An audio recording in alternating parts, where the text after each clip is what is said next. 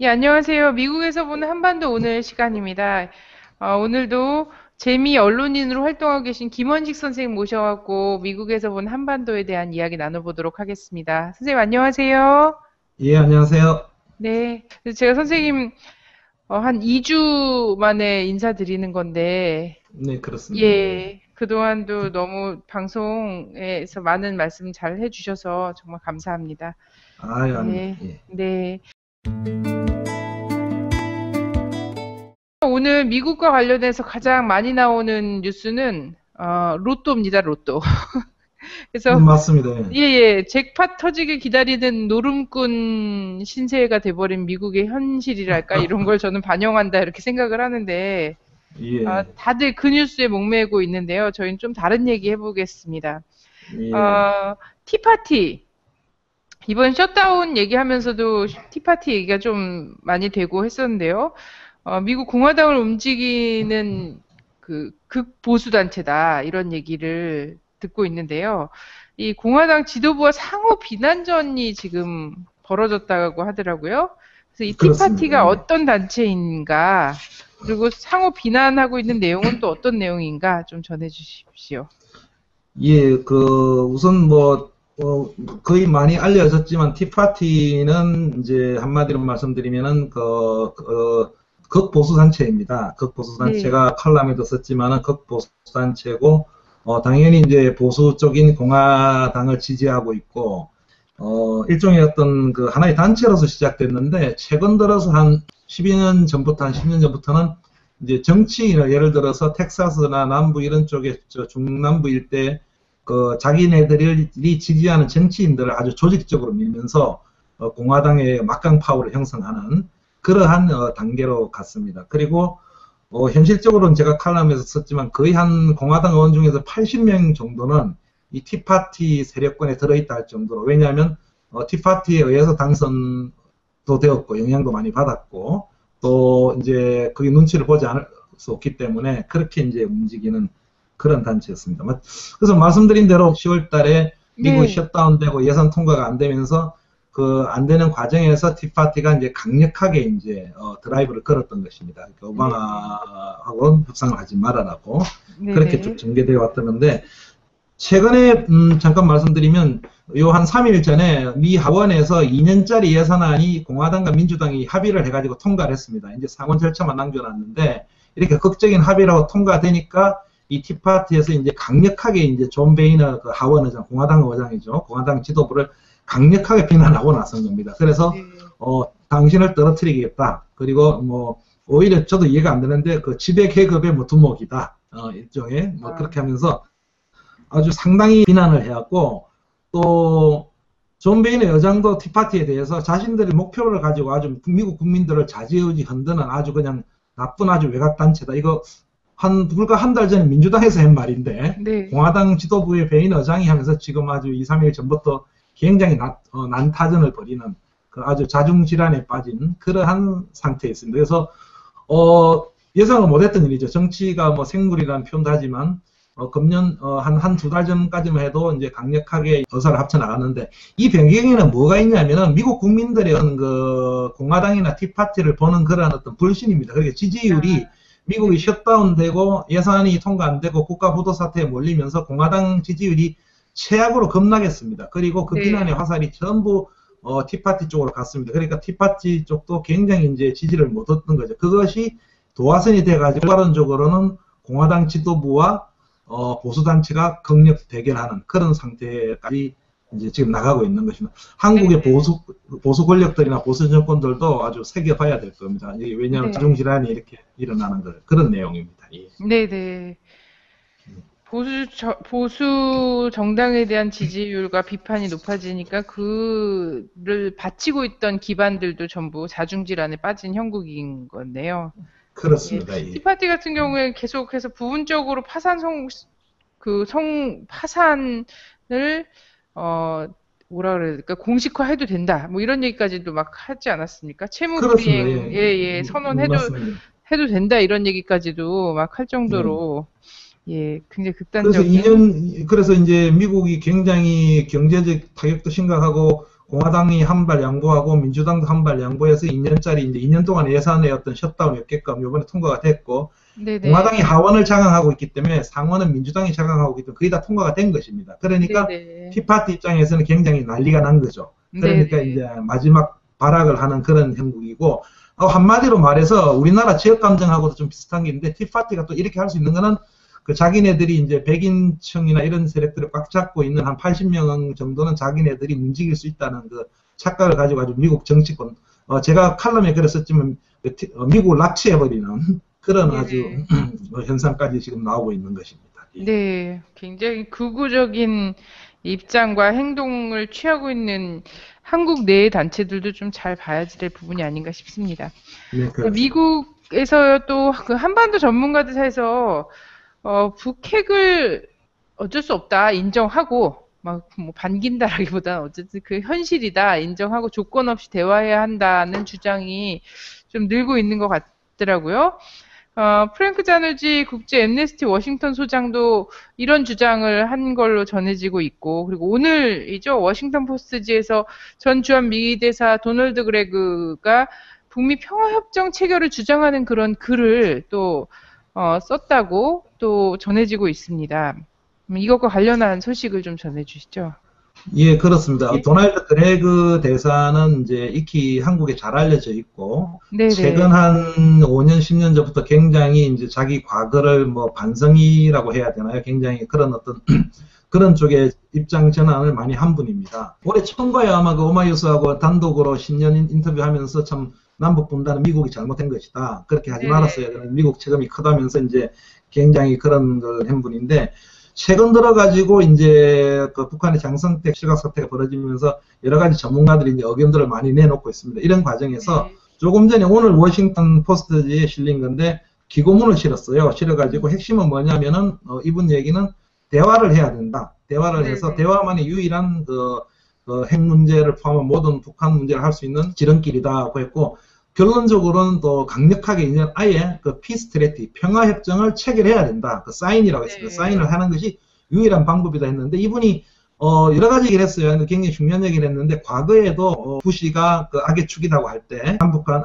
북미 간 관계 악화됐을 때 자기가 북한한테 편지를 보내서 대화를 좀 요구하는 걸 미국으로 요청해라 해서 북한에 오라고 했답니다. 그래서 자기가 2번 초청을 받아 가가지고 김정일 위원장의 그 리턴 그 친서죠. 친서를 가지고 백악관을 갔는데 20분 동안 기다리게 하더니만 외교 담당자가 나와서 하는 말이 굉장히 기분 나쁘댔어요. 배드 랭귀지라는 표현을 썼는데 기분 나쁘게 뭐라 했냐면 우리 대화 안 한다. 필요 없다. 이거는 그 배드 비해 악행에 대한 보상이기 때문에 대화 안 한다고 딱 단절을 했답니다.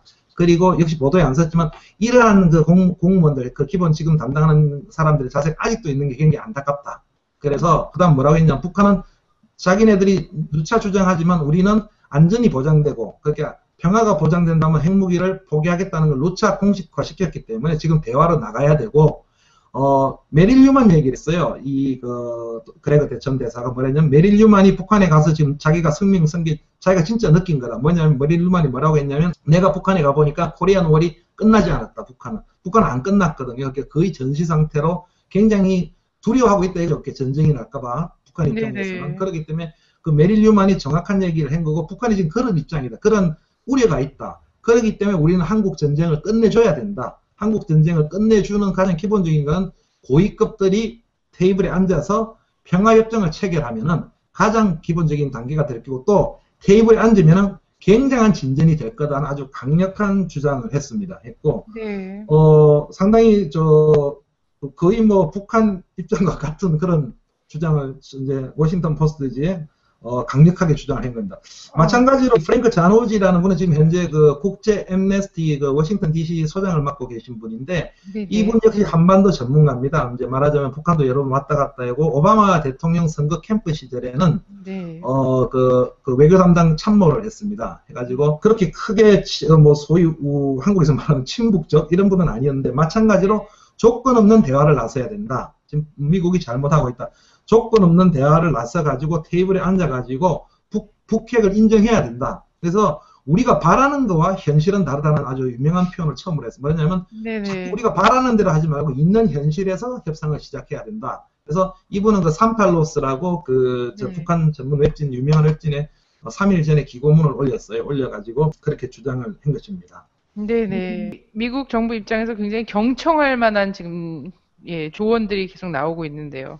예, 근데 또 한 가지 우리가 여기서 또 바라봐야 한 가지 더 덧붙여 말씀드릴 것은 네네. 최근에 북한이 굉장히 어떤 북한 사태를 아주 장성대 사태가 나면서 아주 재밌는 현상들이 일어납니다. 뭐냐면 학자들도 지금 저희가 말씀드린 도널드 그레그다 이렇게 뭐 프랭크 자누지라는 분도 있지만 제가 뭐 공식 실명도 거론하겠지만 빅터 차라는 이런 극보수주의 아, 네. 학자들은 뭐라고 주장하냐면 북한이 이제 또 도발을 할 거다. 또 장성택 이상의 어떤 그런 걸 또 터뜨릴 거다 하면서 이렇게 또 합니다. 그리고 어제 월스트리트 저널은 사설에서 굉장히 보수단체 신문입니다. 네. 북한을 쥐어짜야 된다. 그래서 컬랩스 붕괴시켜야 된다고 사설에 실었어요. 그래서 네네. 미국은 한국과는 좀 다르게 이제 신문이 쓰는 그 에디터리얼 사설이 기자들을 대표하지는 않습니다. 네. 월스트리트 저널 한국 특파원들이 굉장히 좀 이렇게 깨어있는 기자들인데 어쨌든 신문 사설은 그래 실었어요. 실었는데 제 개인적인 입장에서는 어이가 없는 거죠. 왜냐하면 그 북한 쥐어짜서 붕괴시키면은 미국은 아무 피해가 없는 것 같은 아주 책임성 없는 발언을 아주 했는데 이 네. 말씀을 드리는 이유는 여기서 하나 우리가 또 봐야 될 거는 최근 한국 상황을 보면은 장성택 실각 문제가 이제 처형까지 오자 대북 소식통이라는 사람들이 다 지금 등장하고 있어요. 그래서 굉장히 많았습니다. 알고 예, 보니까. 우리 유명한 제가 아니고 우리 정모 우리 한반도 전문가가 한마디 하셨는데 아니 그 많은 대북 소식통들이 그동안은 뭐 했느냐. 네.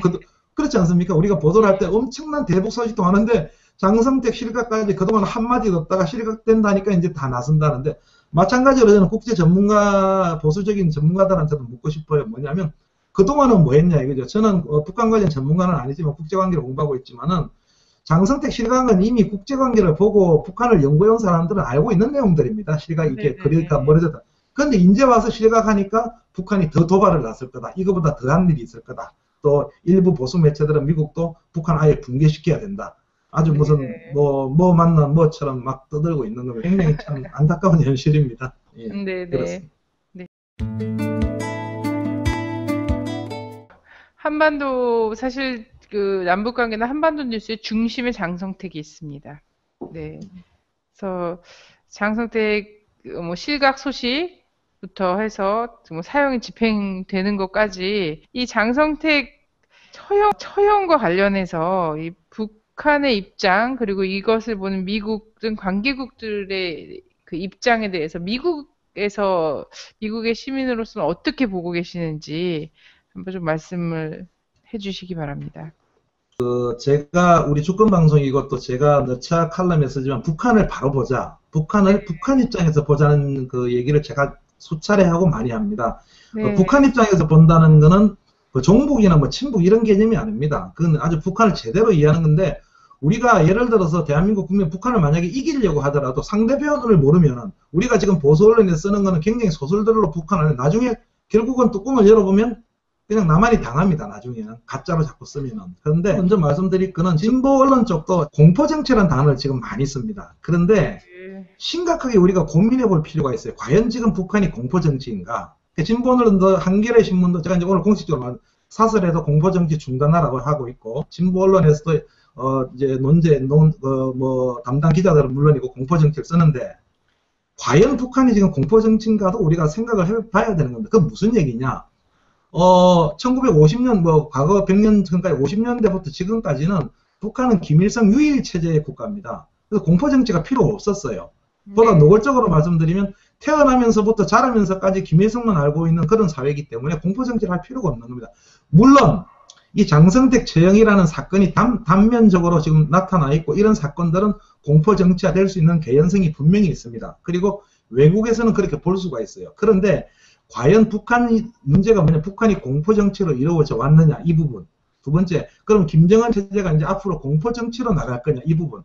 그거는 아니라고 봅니다. 그래서 아주 단편적인 것만 보고 있는 거고, 김정은 체제가 예를 들어서 수만 명을 숙청하고, 처형하고, 막 이렇게 한다면 공포정치겠죠.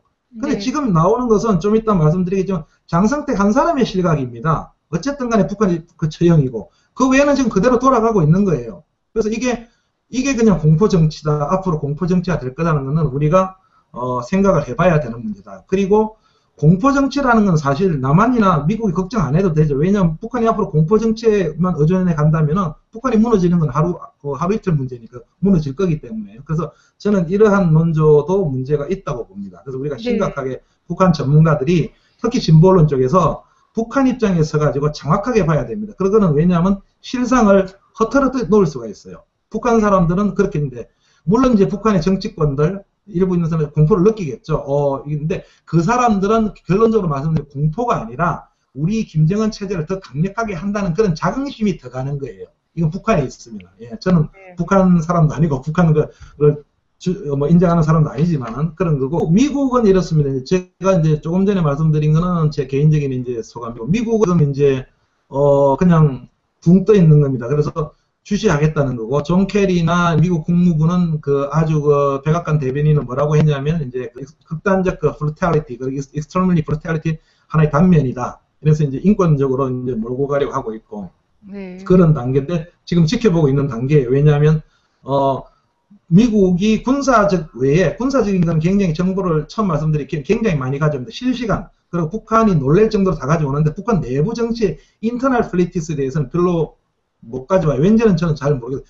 인터라 휴민트가 없는 모양입니다. 북한이 옛날처럼. 그래서 과거 김정일 국방위원장 사망했을 때도 미국도 별로 정보가 없었어요. 하루 이틀 사이에. 근데 그래서 이제 그런 거 지켜보고 있는 상태고, 중국은 최근까지 공식적으로 그거는 북한 내부의 문제다. 그래서 이제 그건 우리한테 코멘트 하지 마라. 우리 그 북한 내부의 문제라고 이제 딱 선을 긋고 있는 그러한 지금 상황입니다. 자세한 건 이제 추가적으로 다른 논의하면서 더 말씀드리겠습니다. 네네. 말씀하신 것처럼 굉장히 동의하는데, 한 정권을 무너뜨리는, 그러니까 지금까지 무너진 정부들을 보면요, 공포 정치를 하면 무너지는 지름길인 것 같습니다. 그렇습니다. 그래서 말씀하신 대로 미국과 한국이 급변 사태를 바란다면, 북의 급변 사태를 바란다면 공포 정치하는 것에 있어서 하등 걱정할 일이 없다. 그렇죠. 예, 왜 급변 사태가 벌어지는 지름길이기 때문에 오히려 이제 그곳의 지도부가 더 존경받거나 신망이 높거나 이러면 급변 사태의 가능성이 현저히 낮아지는 거 아니겠습니까? 그렇습니다. 민심으로부터 괴리되고 그것을 탄압으로 어떻게 자기 정권의 목숨을 이어나가려고 하고 하면 그 정권 무너지는 건 시간 문제거든요. 그렇습니다. 네네. 자, 북한 상황에 대한 말들, 아까 말씀하신 것처럼 저도 소식통이 어디서 그렇게 많이 뛰쳐나오는지 잘 모르겠는데, 예, 오늘 뉴스만 해도 굉장히 많습니다. 중국 내의 북한 소식통의 말을 따서 많은 뉴스들이 얘기를 막 전하고 있어요. 그러면서 지금까지 그런 소식이 하나도 없었다가, 벌써 한 달 전이나 두 달 전부터 장성택 라인, 중국에 나와있던 무역을 하러 나와있던 장성택 라인들이 전부, 잡혀갔다거나, 이런 얘기가, 예, 두 달 전에 그런 판단이 됐는데도 불구하고 오늘에서야 소식통일합시고 나와갖고 막 얘기하는 게 목소리 변조까지 해갖고 막 얘기를 하더라고요. 예, 북 상황에 관한 말들이 굉장히 많은데 현실은 현재 김정일 국방위원회 2주기 추모 행사가 벌어지고 있지 않습니까? 이게 현실이죠. 그렇습니다. 예, 이것이 사실 이제 팩트인데 요거 어떤 내용이 있는지 조금 전해 주시죠. 지금 여기 미국 시간으로는 저녁 9시 반이고 한국이 아마 11시 반일 건데, 이 방송 지금 이제 녹화 중이지만 지금까지는 공식 보도가 없는 걸로 지금 알고 있는데, 일단 어제까지 추모 관련 행사를 진행했고, 다른 해외 각국에서 이제 추모 행사 준비하는 단체들이 각각 입국한 걸로 봐서는 오늘 아마 추모 대회와 아마 여러 가지 행사들이 17일이죠. 아마 진행될 걸 그렇게 보았습니다. 그렇게 봐지고, 이틀 전이죠. 김국태 노동당 법률위원장 사망하면서 장유연 명단에 김경희 비서도 나오고 이렇게 쭉 과거 아까 말씀하신 소식통들이 처형했다, 네. 중국으로 만명했다는 명단이 다 나왔어요. 그러니까 네네. 지금 그대로 있는 거예요. 그대로 있고, 또 지재룡 중국 대사 장성택 오른팔이라는데 지금 북한에 아마 들어와 있는 걸로 알아요. 추모 행사 때문에 보도도 네. 했고. 그러니까 공식 소식통들이 어디서 소설을 다 읽고 있는지 모르겠어요. 예. 근데 조선중앙동아 YTN도 마찬가지고 MBC, KBS 심각하게 한번 생각을 해야 돼요. 하루 지나면은 그냥 아무 거기에 대해서 없어요. 그래서 그게 제가 저번 시간에 방송할 때도 말씀드렸지만은 그냥 그 북한 관련 매체 모 매체들이 소설을 쓰고 이거를 가지고 조선일보나 이런 데서 인용을 하고 동아일보 또 그걸 가지고 재인용을 하고 커집니다. 예를 들어서 장성택 5일 처형됐다. 뭐 수만 명 탈출했다. 뭐 군부간에 총격전이 있었다. 그리고 뭐 노두철 뭐 아주 실명도 다 나와요. 뭐 노두철 뭐 지재룡 이런 사람이 처형됐다. 뭐 중국이 2명 만 하루 지나면 다 거짓말로 드러나면은 거기에 대해서 얘기가 없어요. 저도 참 네네. 답답한 일입니다. 예, 그런 상황입니다. 뭐 가수도 처형됐다가 마이크 잡고 무대에 서서 노래 부르는 게 나왔으니까요. 예. 지금 한국에서는 속보로요. 김정은 위원장 옆으로 김영남 좌우 옆으로 김영남 씨와 최룡해 씨가 보인다. 이게 한 줄 속보로 나왔습니다. 거기에 대한 댓글이 100개가 삽시간에 넘었는데 굉장히 신기합니다. 이걸 우리가 왜 속보로 알아야 되냐. 이 한 줄, 딱 한 줄 해서 그러면서 이제 이런 속보 말고 철도 민영화 관련해서 의료 민영화 관련한 뉴스나 내라 막 이러면서 뜨는 그 속보 한 줄 기사에 지금 뜨고 있습니다. 저 역시도 너무 이게 장성택 그 홀이라든지 구멍이 다 잡아먹기 때문에 이슈들이 네네. 저도 이거 조금 좀 안타깝죠. 그래도 저도 보내긴 보냅니다. 보내고 오늘도 그런 얘기를 할 거지만은 네. 그냥 그 이슈들이 그냥 다 빨려 들어가는 거예요. 북한은 그냥 조용해요. 저번 주에 주권방송에 말씀드렸지만 오늘 이 시간까지도 2주기 행사를 하는 이 시간까지도 북한은 차분히 진행하고 있어요. 예. 한국에서 지금 난립니다. 한국에서. 예. 제가 아마 지금 통화를 시작한 시간 정도부터인데요. 11시부터 추모대 실황 중계를 하고 있는 걸로 전해지고 있고요.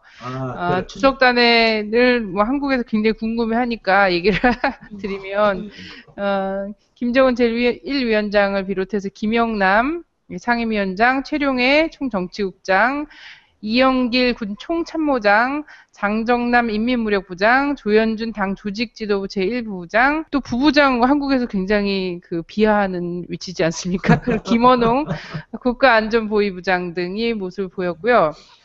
굉장히 관심 많았던 김경희 당비서가 주석단의 모습을 보이지 않았습니다. 예, 그리고 그 부인인 리설주 작년에 이어서 또 올해도 불참을 한 걸로 보여서 또 소설 쓰겠네요. 예. 안 보이는 사람 관련해서 소설 쓰는 게 굉장히 취미이기 때문에 그렇습니다. 어쨌든 차분하게 예정대로 좀 진행되고 있는 것으로 보여집니다. 거기서 한 말씀을 잠깐만 더 드리면 김경희 비서는 원래 그 지병이 있습니다. 그래서 어디 가서 치료도 받고 왔고 그럼에도 불구하고 AP통신 그 지국장 한 분이 뭐라고 했냐면 하도 외국에서 남한에서 저 한국에서 소설 쓰는 그 순간도 자기는 김경희 비서 만나고 있었다고. 이제 뭐 그렇게도 했고 또 리설주 그 부인 리설주 같은 경우에는 어쨌든 부인이거든요. 그러니까 북한 매체를 보면은 그렇게 막 우상화를 띄우고 그렇지 않습니다. 그냥 부인 이설주 동지가 참석했다 이게 끝입니다. 그러니까 김정은 제1비서에 대해서는 굉장히 그냥 그게 끝이기 때문에 리설주 그 부인이 참석했다 이게 그렇게 중요하지 않은데. 오직 중요한 건 한국이에요, 한국. 네네네. 근데 사실 한국도 이 정상회담을, 북과 정상회담을 2차례나 했지만 정상회담 하면서 한국에서 얘기하는 영부인이죠? 네. 사실 한국의 영부인이 정상회담 하는데 같이 동행을 했다가 북에서 만난 사람이 북의 영부인이 아니었거든요. 여맹위원장을 만나겠죠. 그렇죠. 이렇게 남편의 직책에 따라서 당연히 그 옆에 의자가 따라간다라고 생각하는 게 좀 굉장히 이게 한국적인 사고 방식인 것 같아요. 한국적인 그 사교 클럽 내에서의 좀 사고 방식인 것 같고 지난 수십 년간 어떤 외교 행보라든지 이런 거에서 북이 꼭 어부인을 동반하고 이렇게 하지 않았던 것이 있기 때문에 굉장히 최근의 관심은 굉장히 특이한 관심이긴 하죠. 저희가 요 얘기를 하고자 오늘 좀 집중해서 좀 얘기를 했으면 하는데요. 저번에 주권방송에서도 한번 다룬 적이 있습니다. 북중 정상회담이요. 북중 정상회담이 추진되고 있다라는 소식이 계속 들리는데요. 한국 언론을 통해서는 확인하기 굉장히 힘듭니다. 오히려 북중 간에 뭔가 문제가 계속 있고, 북중 관계는 계속해서 나빠지고 있다라고 얘기를 하고 있어요. 수년간 나빠지고 있는데, 최근에 또 장성택 처형, 이 사람이 친중 인사였다라면서 이 처형에 따라서 북중 관계는 더 힘들어졌다. 이런 내용만 지금 오고 있거든요. 네, 그렇습니다. 근데 이 김정은 제1비서의 중국 방문이 본격적으로 추진되고 있다는 소식 어떻게 보시는지요? 예, 이 장성택 실과과 관련해서 마찬가지로 이제 외면하는 거죠. 그러니까 그 외면하는 한국 언론인데 실제로 지금 북한과 중국 간에 벌어지고 있는 일들, 김정은 제1비서의 그 방중을 준비하고 공식적으로 준비하고 있는 것을 쓰지를 않아요. 또 써도 약간 이상하게 쓰고 14일 날 한국 시간으로 아마 14일 날 중국 외교부 홈페이지에 중국이 공식 발표를 했습니다. 뭐라고 했냐면 사진과 함께 발표를 했는데 12일 날 북한 내무성 리광남 어정국장이 그 중국 외교부의 차관무급입니다. 장군성 차관부와 공식 회담을 했다. 그리고 네, 분명히 썼습니다. 회담 전에는 양국이 어정강구에 대한 업무 협의도 했다고 이렇게 발표를 했어요. 네, 했는데 14일 안 썼어요. 한국 언론들이 안 쓰고 뉴스일도 쓰고 또 MBN도 보도를 하고 이제 조금 썼는데 네, 그렇게 네, 하면서 또 꼬리를 달았어요. 뭐냐면 이제 그 선택 실각에 따라서 네, 특사가 간 네, 것 같고 중국에 망명 중인 사람을 송환 요청한 것으로 보인다. 이렇게도 썼고 또 네, 일부는 만약에 김정은 제1비서가 방중을 하게 되면 노동당 대외 연락부가 갈 건데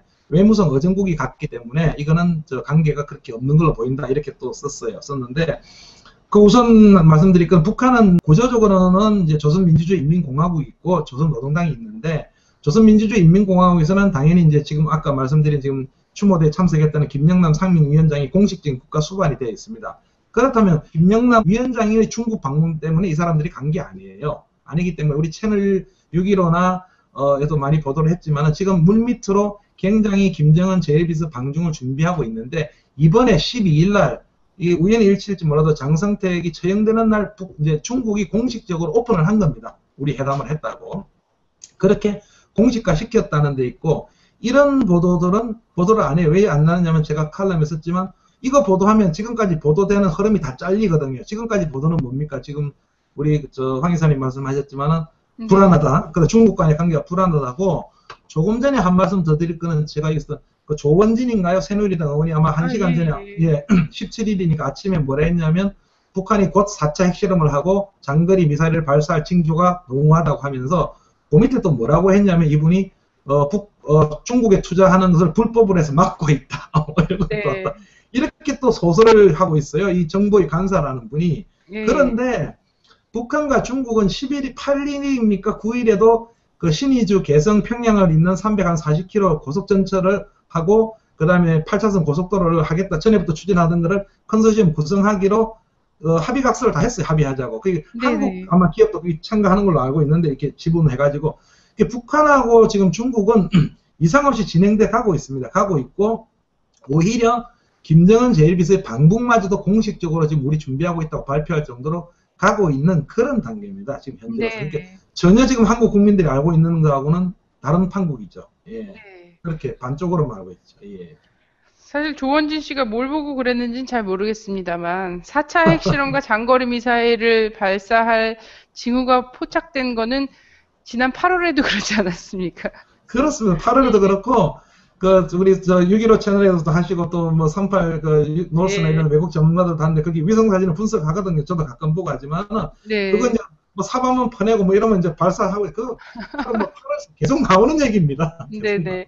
그래서 사실 북은 언제든 오늘 저녁에라도 핵실험을 해도 아무런 이상할 것이 없는 상태라는 것을 한반도 전문가라면 다 알고 있는 거거든요. 근데 정확한 겁니다. 정확한 거고 한 말씀 더 드리면 몇 대 더 올릴 수 있습니다. 왜냐하면 그 올려도 네네네. 북한은 그 비난도 별로 없고 왜냐하면 위성 발사 자기들 입장에서 똑같은 기술인데 장거리 미사일 같은 기술인데 위성 발사라고 하기 때문에 그리고 이틀 전이죠 노동신문에서 12월 12일이 이제 1년 됐거든요. 발사 성공한 네네. 지가 아마 예.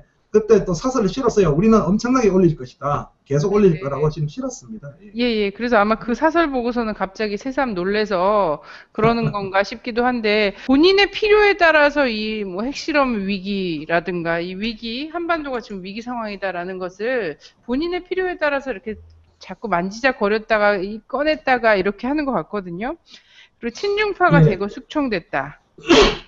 중국의 대북 투자를 불법 시하고 있다. 뭐 이런 얘기나 오늘 나오고 있는 소식통들의 전원에 의해도 단둥 지역에 엄청나게 북에서 파내왔던 석탄이나 이런 것들이 엄청나게 쌓여 있었는데 요즘은 장성택이 또 석탄을 헐값에 팔아 넘겼다는 이 부분이 있어서 그런지 모르겠지만 그 소식통이 또 새삼 석탄이 양이 몹시 줄었다라고 얘기가 나오면서 뭔가 무역에 엄청난 지장이 초래된 것처럼 얘기를 하고 있거든요. 예를 들어 지금 한국 국민들은 잘 생각을 해보십시오.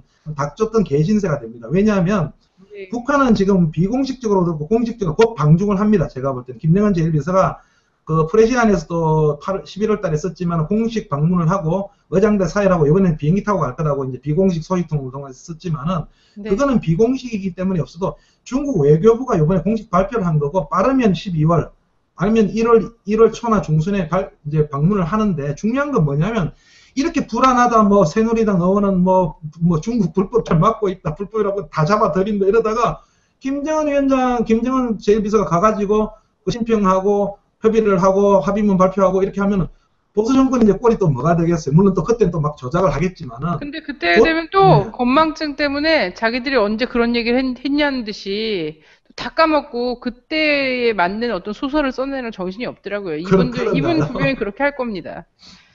오히려 국제관계를 한마디 맞아 볼라 그 조원진 어머니 뭐 그 4차 핵실험 한다는 그게 아니고 이제 그 내부적인 협의를 하기 있겠죠. 시진핑 그 국가 주석과 이제 북한과 중국 간에 이제 4차 핵실험 여러 가지 문제에서 이건 어떻게 하는데 미국이 지금 항상 변수가 되고 있어요. 중국이 미국을 좀 설득해서 미국을 뭘 받아와가지고 협상에 이끌어서 해야 이제 이 북중 정상회담도 좀 막고 이러는데 지금 미국이 전혀 움직이질 않고 있으니까 지금 문제가 하나 걸리고 있는 겁니다. 근데 북중 간의 정상회담은 지금 굉장히 99.9% 지금 임박한 걸로 그런 상황입니다. 현실적으로. 네, 알겠습니다. 자, 북에서는 개성과 신의주 간의 철도 고속철, 개성 신의주 간 고속철 이제 하겠다라고 해서 중국과 함께 이걸 추진을 하고 있지 않습니까?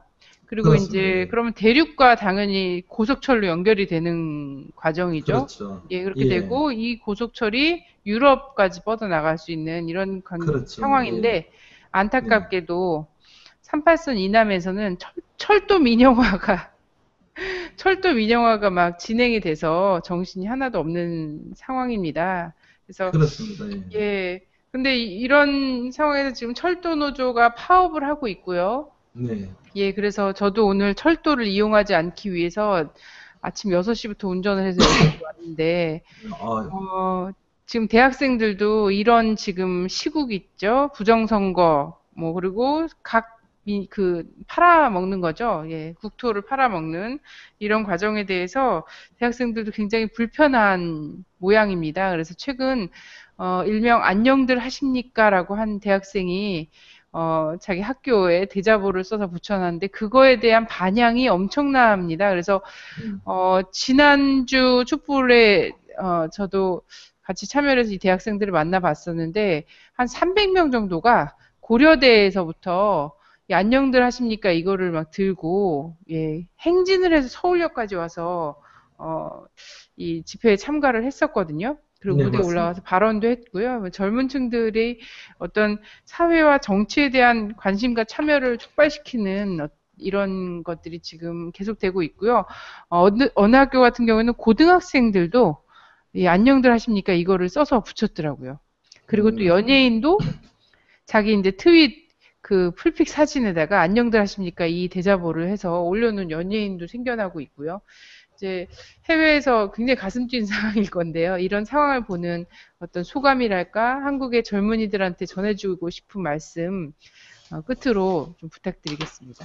예, 저도 잘 알고 있고 보고 있습니다. 그래서 우리 대학교 뭐 경영학과 학생 알고 있는데 안녕들 하십니까 단 2장을 붙였는데 우선 말씀드리고 싶은 건 아주 쉽게 썼습니다. 쉽게 썼는데 왜 이런 현상이 일어났냐? 그동안에 뭔가는 얘기하고 싶었는데 말할 수 없었던 거. 즉 소통 부재죠. 그래서 그 박근혜 씨가 집권하고 나서 국민 행복 시대를 열겠다. 국민과 소통하겠다는데 소통이 하나도 안 된 거죠. 그 대학생들이 무슨 제가 볼 때는 이 소위 말하는 운동권 그런 것도 아니라 정부 이것도 그냥 마음에 있는 소리를 아주 쉽게 쓴 겁니다. 그런데 여기서 한 말씀 드릴 거는 이런 현상이 나타난 이유가 바로 그 보수 언론들의 행태들입니다. 막고 있었던 거. 그래서 제가 이게 재미난 걸 봤는데 그렇게 쓰니까 조선일보에서 뭐라고 했냐면 그 모르겠어. 조선닷컴인가 이래서 팩트가 없다. 팩트가 없고 팩트가 틀려서 이렇다는데 저 그거 보고 놀랬어요. 그동안 조선일보 기사들은 팩트가 과연 얼마나 있었느냐 이거죠. 네네. 젊은 대학생이 쓴 글은 무엇을 의미한 기자가 쓴 글도 아닌데 그걸 또 팩트가 네. 없다고 뭉개는데 바로 그러한 행동들 때문에 언론의 행동들 때문에 일반적인 젊은 층에서 그 아주 쉽게 쓴 글이 큰 반항을 불러일으켰고 불과 이틀 만에 뭐 15만 명, 16만 명 엄청나게 그 대공전의 그 히트를 하고 여러 개의 대자보들이 일어나게 되고 이게 어차피 저는 이렇게 생각합니다. 물 밑에 얼음 밑에 다 잠복하고 있었는데 누군가는 이게 박근혜 정권이 아주 이게 그 심각하게 고려해야 될 거는 김기춘 비서실장이 지금 잘 들어야 되는데요. 김기춘 비서실장이 지금 박근혜를 조정하고 있는 게 분명한데 검찰 잡고 있고 국정원 잡고 있고 언론 잡고 있고 다 잡고 있기 때문에 우리가 나가면 된다. 박정희 시대 때 사고방식입니다. 네네. 전부 얼음에 깔렸는데 그거를 이 젊은 층들이 바늘 하나로 뚫은 거예요. 바늘 하나 뚫어가지고 지금 이제 그걸로 물이 나오고 있는 거예요. 그런데 네네. 저는 이게 시작이라고 봅니다. 그는 뭐냐면 또 다른 곳에서 또 터집니다. 그거는 뭐 이렇게 누가 뭐 선동을 하고 이런 게 아니라 자발적인 국민의 힘입니다. 그래서 지금이라도 늦지 않았으니까 박근혜 정권은 정말 하야를 비롯해가지고 심각하게 고려해야 됩니다. 거꾸로 가고 있는데 그런 거고 그래서 소통 부재가 난 자연적인 현상이고 자기는 그냥 자기 얘기만 했을 뿐인데 너무너무 그게 동조하는 그게 자기 마음이다 이거죠. 그래서 전부 다 안녕들 하십니까로 나오고 있는 건데 그게 소통 부재의 원인. 그 다음에 그동안에 언론이 제 역할을 하지 못했던 거. 그래서 엄청나게 이렇게 터져 나오고 있다고 말씀드리고 한 말씀 이제 더 드리고 싶은 건 우리 젊은 청년들에게 이제 여기에서 한 걸음 더 나아게 갈 수 있는 거는 제가 누차만 이제 좀 깨어나야 된다. 왜냐하면 우리가 그 이제 남을 이렇게 언론을 자꾸 탓할 수는 없는 거예요. 왜냐하면 계속 그렇게 보도를 하니까. 그러면 이렇게 그런 친구들한테 제가 주권 방송을 저는 축구 방송 아무 관계가 없어요. 뭔가 이렇게 방송을 하고 있지만 이런 주권 방송이라든가 종교 언론도 보고 세상을 바라보는 눈을 이제 깨어나야 되는 거예요. 그러니까 국제 관계가 전혀 국내 문제하고 떨어져 있는 게 아닙니다. 지금 황 이사님 말씀하신 대로 지금 철도 민영하다, 지금 어디 실업자 문제다, 지금 국내 경제가 지금 부익부 빈익빈 엄청난 현상들이 있는데 네. 이 현상이 한반도 문제, 즉 미국을 비롯해서 전체적인 한반도 문제였던 군산복합체 문제가 결코 떨어져 있는 문제가 아니에요. 네. 그래서 우리 젊은이들이 이제 시각을 좀 다양화시킬 필요가 있다는 걸 제가 한 말씀 드리고 싶고, 결론적으로 말씀드리면 이거는 시작에 불과하고, 누군가는 해야 될 일이 이제 나온 거고, 앞으로 계속 그 박근혜 보수 정권이 국민과 소통하지 않고, 사과도 하지 않고, 어떤 걸 조치를 하지 않으면 이보다 더한 일들이 이제 가면 갈수록 더 일어나고 있다. 이게 무서운 또 제2의 그 60 항쟁 사태를 불러 일으켜 오고 할 그런 전초 단계로 봐집니다. 이거는 누가 먼저 나서고 누가 머리 쓰고 계획하고 그런 게 아닙니다. 무서운 국민의 힘입니다. 이게. 저는 네. 그렇게 봅니다. 예, 그렇습니다.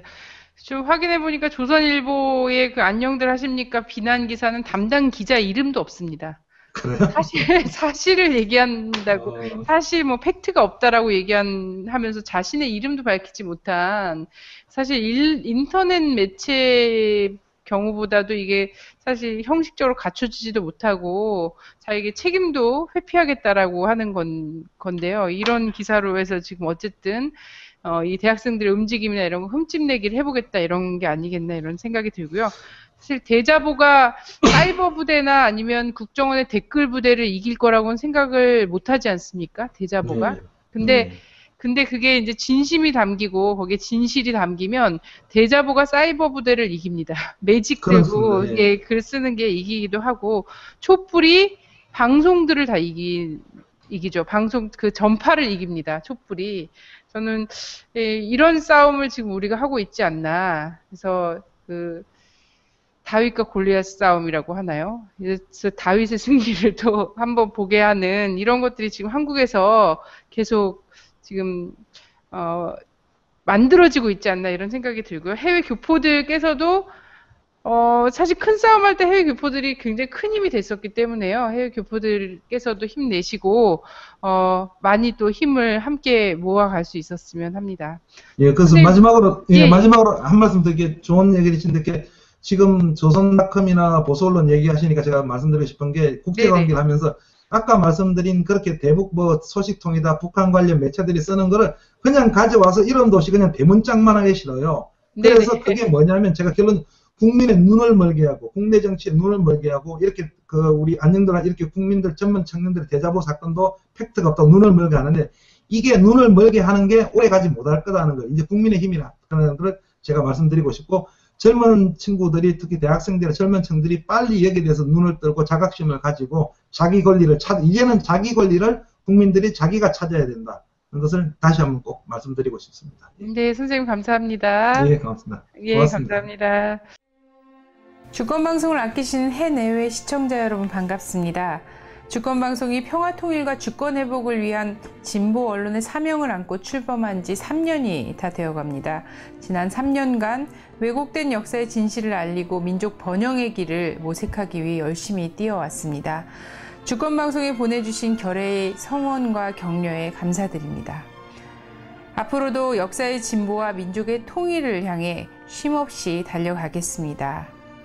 주권방송이 더 힘차게 달리기 위해 해내외 동포들을 주권방송의 새로운 주주로 모십니다. 참여 방법은 주권방송 홈페이지 615tv.net에서 주식 인수하기 배너로 들어오셔서 인수증을 내려받아 작성해서 보내주시면 됩니다. 해내외 동포분들의 적극적인 참여와 성원으로 평화통일 진보 언론답게 더 열심히 일하겠습니다. 고맙습니다.